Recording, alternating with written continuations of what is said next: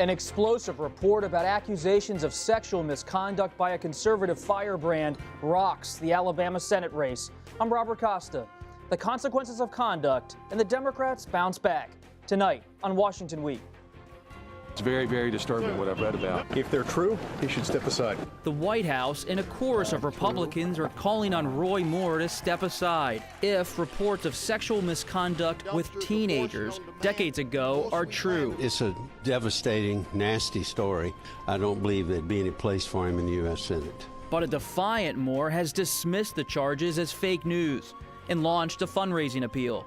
We explain how this Alabama drama and a wave of Democratic victories this week upend the debates over tax policy, health care, and next year's midterms. Plus, President Trump's high-stakes Asia trip, where he talked up his message of America first and said hello to Russian President Vladimir Putin. We discuss it all with Molly Ball of Time Magazine, Peter Baker of the New York Times, and Chuck Todd of Meet the Press and NBC News. Celebrating 50 years, this is Washington Week. Once again, live from Washington, moderator Robert Costa. Good evening. Alabama Senate candidate Roy Moore says he, quote, will never give up the fight. In an interview and tweets, the former judge is calling reports he pursued relationships with minors when he was a 30-something district attorney completely false. 4 women told the Washington Post that Moore made inappropriate sexual advances on them when they were teenagers. The 70-year-old Moore, who was running for the Senate seat vacated by Jeff Sessions, has been a controversial figure since his political career began decades ago. He is a staunch Christian conservative, an outspoken Second Amendment advocate, someone who has boldly displayed his gun at a political rally. He was removed twice from the Alabama State Supreme Court, first in 2003 after he refused a federal judge's order to remove a Ten Commandments monument from outside the state Supreme Court. Then in 2006 when he wrote an op-ed arguing that Democratic Congressman Keith Ellison should be prohibited from serving in Congress because of his Muslim faith. The White House and a majority of Republicans on Capitol Hill have been swift to call on Moore to step down if the accusations were true. Senator John McCain, however, went further in a written statement. He wrote the allegations against Roy Moore are deeply disturbing and disqualifying. He should immediately step aside and allow the people of Alabama to elect a candidate they can be proud of. Chuck, it's great to have you back in Washington Week. Senator after senator tonight are rescinding their endorsement of Judge Moore, but he's defiant in an interview with Sean Hannity on the radio. He's not going away. He's not. I actually think, one of those senators that just pulled their endorsement, Mike Lee, the Republican from Utah, I thought his statement was particularly damning on Roy Moore because he said, after rereading all of the accusations and hearing Judge Moore's response, I've decided to pull my endorsement. So that is somebody, he's basically saying, I believe the accusers. Just what you were saying with John McCain.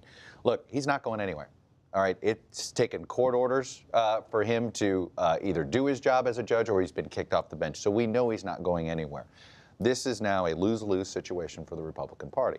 I think Mitch McConnell, it's clear this Republican Party was desperate to figure out how to saw this limb off. Then they had to look, they didn't want him around before there was an accusation that he did a misdeed with a 14-year-old. This is that much worse. So it's a lose-lose situation. Mitch McConnell's made the decision that it is worse for the Republican Party to have Roy Moore as a sitting U.S. Senator than it is to have one more Democrat in the Senate. That's how toxic national leaders believe Roy Moore is nationwide. Well, he says that with only 52 Republican senators to begin with, you can't afford to lose a whole lot of them. I mean, if he loses this Senate seat, they're down to 51. That means that any single senator basically can force a tie, lets the vice president breaks it, but 2 senators, you're gone, and you don't control the Senate anymore. And while next year has always been considered to be sort of a long shot for Democrats in the Senate because the Republicans have very few seats that are up, suddenly it looks much more possible if you've already started with 1 down. Democrats did pretty well in Virginia, Molly. Could they come back in the South? Are they going to put money behind Doug Jones, the Democrat down there? What we've heard from Democrats is a real reluctance to wade into this race, in part because they fear that doing so would nationalize it, that if it looks like this is the National Democratic Party throwing a bunch of money at that, well, then you get, the Pelosi ads, and it turns into a partisan contest, in a contest where you're up against such partisan headwinds in such a red state, you want to departisanize it as much as possible. I think we may see a lot of national grassroots donations for Doug Jones, but I think you're still going to see the national party trying to hold back. And then meanwhile, Roy Moore, who's not a terrific fundraiser to begin with, he's losing all his institutional support. You've got the National Republican Party pulling out of this race completely. The outside groups are going to do the same thing. And when you don't have that outside support, it's very difficult to run an effective campaign. Chuck, based on what Molly just said, the NRSC, the National Republican Senatorial Committee, they're pulling their funding from Moore. So the Republicans are giving the Democrats an open. You wrote this week, you can't truly be a national party if you hide. Why aren't they going to play? Oh, I think they are going to play now. I think that, but look, this is not a normal campaign anymore. Okay, this is sort of, we're in a state of suspended animation here, if you will, between what the Republican Party is going to do. In a couple of, we got a whole month before Election Day in Alabama. You'll see some flirtations with write-ins and this or that. I know a lot of Republicans think, geez, Roy Moore might win anyway. A lot of people in Alabama think Roy Moore might win anyway. I think, on the same day that this came out of Roy Moore, we had the Louis C.K. accusation. We're in a cultural moment in this country, and if you're going to tell me that somehow it's passing Alabama by. I'm not as cynical that somehow this isn't going to impact particularly the way women are voting Republican, when we saw it in the Virginia election. So I actually think the Democrats are now the slight favorite here, and I wouldn't be surprised if you start seeing Republicans perhaps even endorsing Doug Jones. Watch the governor of Alabama. She never endorsed Moore to begin with. Now, of course, I don't think she ever will. What does she do? She says she's deeply disturbed. But Peter, another name's coming up with Judge Moore. It's not just a Moore story. McConnell's allies, I spoke to Josh Holmes this week, his former chief of staff, they're targeting Steve Bannon, the former White House chief of staff. They say Bannon back Moore. He has to have some responsibility for how this race is playing out. That's right, exactly. And Bannon was out comparing this to the Trump audio tape from last year, the videotape last year, Access Hollywood. The response, of course, is this is orchestrated smear. It's somehow a collusion between your newspaper and the Democrats. It is not. I agree, but I'm just saying that's a line that sells, because you have to be able to give your supporters an alternative theory of the case, right? It's not that Judge Moore did something wrong. It's that people are out to get him, and they're out to get him because he's speaking truth to power, because he is scaring the establishment. He's going to drain the swamp. Now, I don't know whether that succeeds in Alabama or not. I haven't been down there, and I don't want to presume to say, but it's a pretty desperate last-minute strategy when you're facing these kinds of allegations. And suburban women, Molly, are watching not only Alabama, they're watching what happened in Virginia. Lieutenant Governor Ralph Northam, now the Democratic governor-elect in New Jersey. Phil Murphy, a Democrat, wins. Suburban women in Pennsylvania, local offices in New York, the suburbs, Northern Virginia, they're turning away from the GOP and from President Trump. And what are they going to see this week? The results in those states, plus what's happening in Alabama. Is there a consequence there? Potentially there is. I mean, that was really what we saw in the surprisingly robust win for Democrats, particularly in Virginia, but as you say, all over the country this week. It was just a surge in turnout, particularly from college-educated women. And that is the demographic that you don't hear so much about, right? We hear all of these dissections of the Trump voter, who's usually this sort of angry white man who used to have a factory job, right? But the real sort of silent majority that is changing politics at this moment is these college-educated suburban women, many of whom may have disliked Hillary Clinton or may have reluctantly voted for Trump, but who seem to really have changed in some way.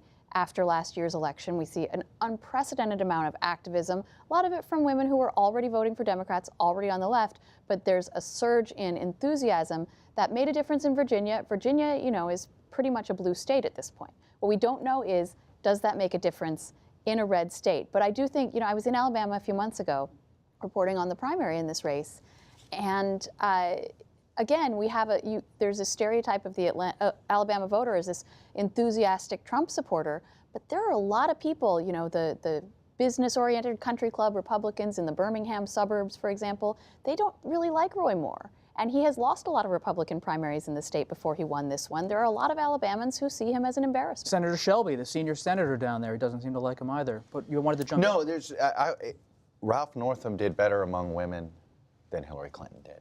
And I think what you have is, it's just to build on that point that Molly made. I mean, this is, look, we may look back at 2016 and say, boy, everything we thought was going to benefit Hillary Clinton because of the accusations against Donald Trump and the Access Hollywood tape and that women and suburban women in particular, it just turns out we were right. It's just when she's not on the ballot. You know, that somehow she, whatever hard feelings and misgivings many of these women had about Donald Trump, the misgivings they had about her were enough to let them gamble or maybe stay home. The fact is, a year of Trump, and there was no hesitation this time when it came to pulling the D-lever. On that point, Chuck and Peter, and I want to hear what you think about this too, Molly. Everyone says, who I'm talking to, these analysts, the pundits, and the strategists say, suburban voters, especially women, don't like the president's conduct. They don't like Roy Moore's conduct. But what about the policies? You look at the Republicans going after the Medicaid expansion, very unpopular. Exit polls show that perhaps it's the policies as much as the style and the temperament coming out of Washington. Well, it is, but I mean, these are policies that have been debated now for a number of years. It's not unique to this year. I think the thing that the accelerant on it, right? The accelerant on the flame is the president and his leadership style and the sort of volatility that he's introduced to the political environment. So that Republicans have a hard time making their case for policy because they're busy explaining the latest tweet. Now, you had in Virginia, I thought, you mentioned Hillary Clinton and Donald Trump, two very unique candidates in some ways. You know, people say, well, she's the only Democrat who couldn't be Donald Trump. He's the only Republican. In Virginia, you had a laboratory between two pretty generic candidates. It was like generic A, right? generic B. Yeah. Neither one of them all that flashy. Neither one of them a movement. You know, both of them defeated the wings of their party to win the nomination. And you had a test case. Now, I think Molly's right. This is also a story about Virginia. Virginia is changing, has been changing long before Donald Trump.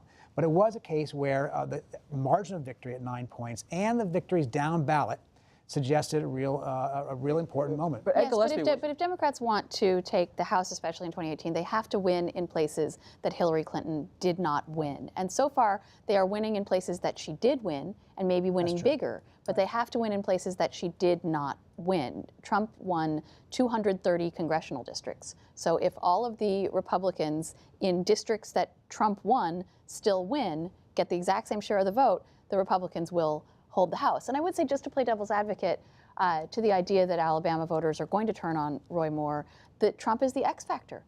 Voters' calculations changed when they elected Donald Trump. We've seen white evangelical voters, 72% of them used to believe that a candidate's moral character was extremely important in whether they would support him. Now it's down to 30. Trump changed the way people think about how they vote.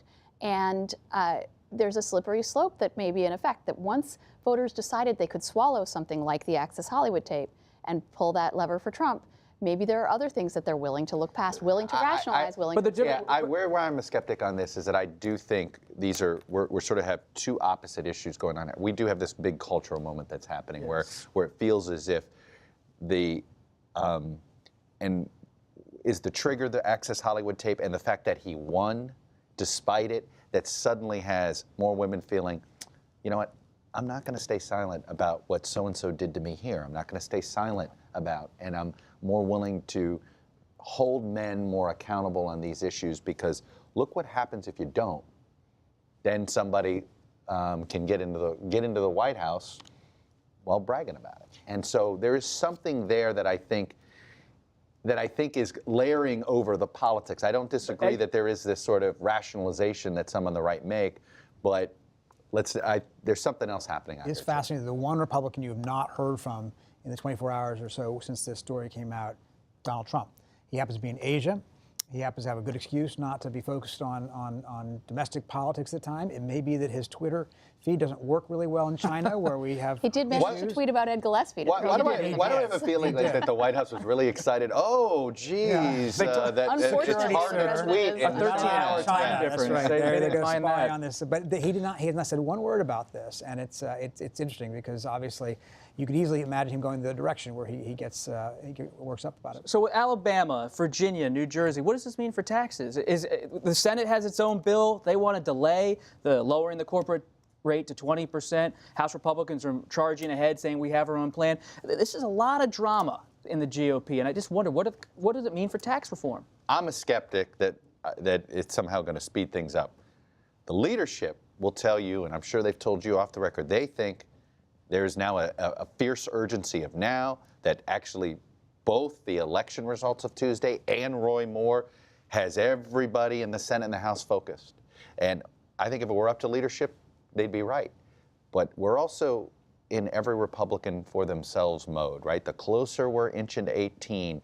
So I don't know. There's a lot of suburban Republican members of Congress. And right now, this tax plan does not benefit their constituents. It benefits their donors, but it does not benefit their constituents Gets rid of very well. some deductions for state and local taxes. So there's that issue. And then you have, they haven't even really started the wooing process of Democrats. Look, I don't buy this idea that they're going to get any tax cut agreed upon this calendar year. I think this thing ends up sometime in the spring where they do something much more narrow. Well, and another trend that accelerated this week is this record number of Republicans retiring from Congress. It's now up to 30. Which is the most in decades. And so you have, on the one hand, a lot of members who, because they don't have to run for re-election, have no incentive to do something, to put themselves on the line. They can do what they're sort of liberated to vote for a policy based on the merits. On the other hand, you have a lot of people who are worried about the re-election, and so they're in sort of a similar position that they were on healthcare, where they're legitimately not sure whether it's worse for them politically to pass something or not to. Because there is a lot that is politically dicey in this bill. There's a lot of analyses now coming out about people who are going to see a tax hike, voters in a lot of states that are not necessarily going to benefit from this bill or in certain tax brackets. And so, I think leadership thought that because tax reform is hard and complicated, they would do it in secret and then push it through and nobody would even know. Right, lightning strike. And they're finding out that people still read the bill even if you only give them a day. And if they are queasy about what's in there, they're going to be queasy about what's in there. There's so many moving parts, and I think that the safe bet is always on skepticism for things like this. Will they get it done this year? Having said that, I do sense in the recent days more momentum among Republicans and more faith that they are actually able to bridge some of these divides. The compromises are not that hard to imagine. It's a numbers game. It's not a cultural or moral game. We're talking about a little money here, a little money there. That's what Congress does. You can see the potential where they could get it done. I'm not saying they will. If I had to put money on it, I'd take your bet. But you never know. Let's head overseas for a second, where President Donald Trump he is on a foreign trip. Took a hard line on trade this week. He spoke at the Asia-Pacific Economic Cooperation Summit in Vietnam on Friday. The president reiterated he will always put America first and vowed to strengthen America's position in the global market. I do not blame China or any other country, of which there are many, for taking advantage of the United States on trade. I wish previous administrations in my country saw what was happening and did something about it. They did not, but I will. Chuck, what's he accomplished? Not a lot, but there's also been a lot of unforced errors. And frankly, considering what happened in his first trip to Europe, he didn't step on any diplomatic landmines. So far, they've dodged a unscheduled rhetorical saber rattle from North Korea, or actual saber rattle. But, it's interesting. He talked tough on trade after he left China. And now he's not the first president to talk tough. I'm going to tell the Chinese something and then suddenly become president and back off. I mean, I've always joked, I swear every outgoing president tells the incoming president, all that rhetoric you said on China, back it off when you get there. Well, sure enough, Trump did it too. He backed off. And I have to say, I think there's a little political risk here. I think he gave an opening to some Senate Democrats who have to run for re-election in some red states where he's letting people go harder against China than he did. Is he too personally cozy with the president of China? Is that going to actually backfire on him? Being cozy with China is not popular on the left or right. And I thought that was if he did anything that I thought was risky, it was that. Shaking hands with Putin, the Russian president, being pretty cozy with Xi Jinping, Chinese president. Yeah. You're a student of presidents. What does it tell us? Well, shook hands with Vladimir Putin, but they didn't have a formal meeting, which they had talked about doing. It would have been an awkward thing to do in the middle of this particular moment with the investigation just having issued its first indictments. But you're right. I mean, I think that, and I think Chuck's right about Xi Jinping. It's the bromance between him and Xi Jinping this year has always been fascinating because you can't really see, a personality similarity there. They do not seem like these are buds. But he admires tough guys, right? He does admire tough guys. And it was so interesting and revealing to me when he praised Xi for his great political victory. Yeah. Right? Now, this is China, so it's not a democracy. He didn't win a popular election, but he obviously has total control over this one-party state, and Trump admires that. He likes a man who has that kind of control, and I think he wishes he had it himself. And the other thing is about Trump, he's a combative personality. He's bellicose out there on the stump, in his Twitter feed. Right. He's not in person. Never has been. He doesn't do that in person, including with journalists. I was just going to say, I'm sure people have asked me that about, I said, what's he like in person? I said, he's like every other politician I know. He wants to win you over. Yeah. I mean, and he's that way, and he's but no they're different. chummy over there, it seems. But they're not. You don't see a lot of deals being announced. No. Well, and that's the thing. They didn't, and Peter knows this very well, covering overseas international stories a lot longer. There's usually a lot more pre-cooked deals. Yeah. There was nothing. Nothing. So that Now, part of that they had some business deals, but they did. Look, I will say this. I'm not going to. I wouldn't grade them. You say it's an incomplete now because let's see if maybe China does get a little tougher on North Korea. But I think if you were this White House, you wanted to have some announcement over there that China was going to do something that you wanted them to do in North Korea, and that didn't happen. Yeah. The one big accomplishment that the administration points to on trade is the pulling out of the TPP, which is a promise that he kept on day one among the few, but that ironically may have the effect of empowering China in the region. So to your point about deals, he's mostly been a deal breaker. He's pulled out of agreements, he's pulled out of the Paris Climate Accord, but his vaunted skill at knocking heads together and making things happen, we still have yet to see.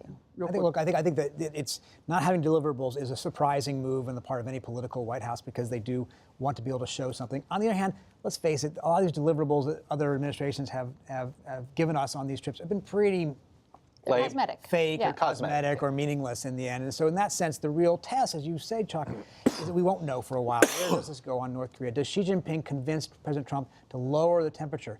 Most important thing I thought you heard him say was he's open for talks. Just weeks after he said it was a waste of time, he wants talks with North Korea. Chuck, we're going to have to end the conversation there. But Chuck, from all of your friends here at Washington Week, congratulations on Meet the Press, 70th anniversary. We thought we were old at 50 here at Washington Week. It's been quite a run for the show. Well, you're very helpful to that. You're always a great member of the Meet the Press Roundtable. Your predecessor, the great Gwen Ifill, also was. So, hey, Washington Weeks, you guys are like first cousins to us. So there you go. You guys are like family. So thank you so much, Chuck. I mean, really, you were a class act through and through on the show and off. And thanks, everybody, for being here. Peter and Molly, two of my favorites. Chuck, the best. Our conversation, my friends, will continue online on the Washington Week Extra. You can find that later tonight and all weekend long at pbs.org/Washington Week. But before we go, I want to pause tonight to remember Gwen Ifill, who moderated conversations around this table, as Chuck said, for 17 years. She passed away 1 year ago, but her legacy as a trailblazer and journalist certainly lives on. Gwen, as you know, covered national politics with vigor and with joy, and with her straightforward style and her incredible stamina. She also knew that the best way to cut through the hyperbole was to concentrate on substance, to stay steady amid the noise. And perhaps the most indelible mark she made was her role as a mentor to so many reporters, especially women of color. We still get mail from so many of you every week who miss seeing Gwen smile. We miss it too, but her example and her class continue to guide us every Friday night.